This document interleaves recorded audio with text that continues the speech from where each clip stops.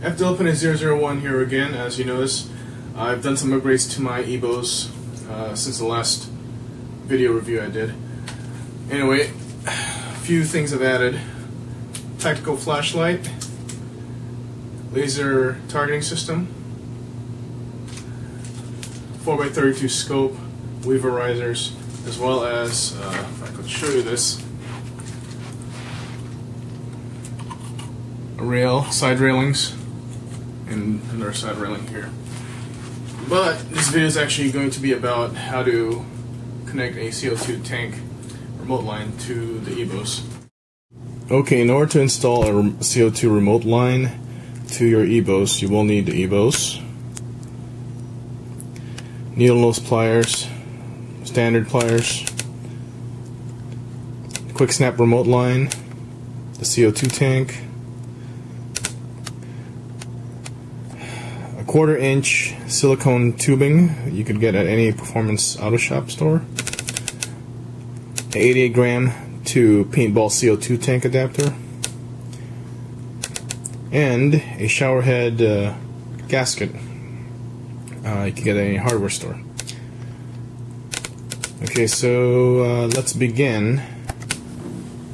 Okay, the first thing you'll need to do is basically insert this silicone tubing.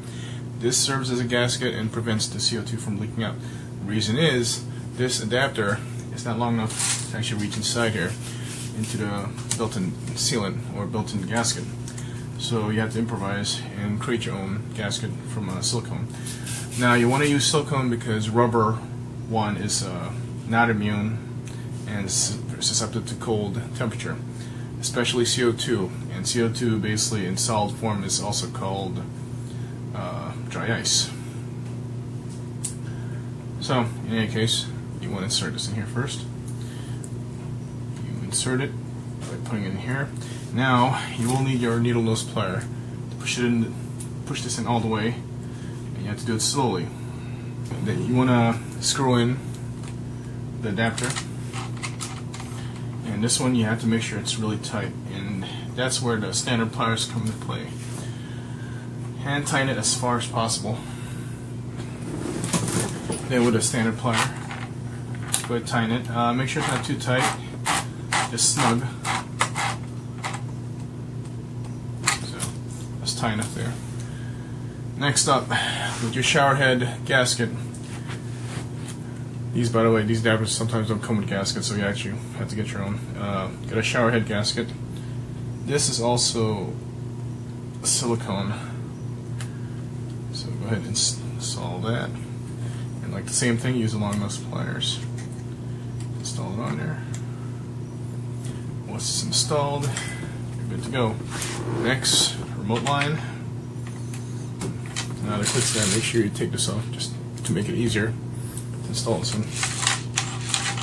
This stays in here. Same thing, you get a plier, tighten this up, make sure it's snug, but not tight.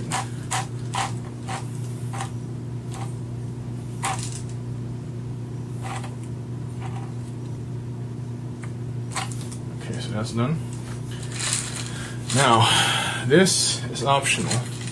Now, if you look at this, actually drill the hole at this spot of the EBOS stock, or you can drill on this other side in this spot.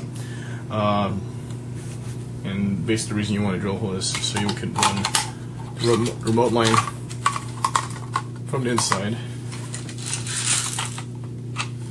Click it in place, and then get yourself the stock built in. Next, install the CO2 tank.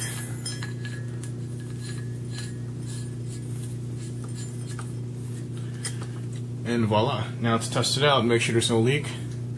Go ahead and activate it. If you don't hear any hissing sound, we're good to go. This is how it sounds like with the CO2 tank. And by the way, this is empty, so no worries.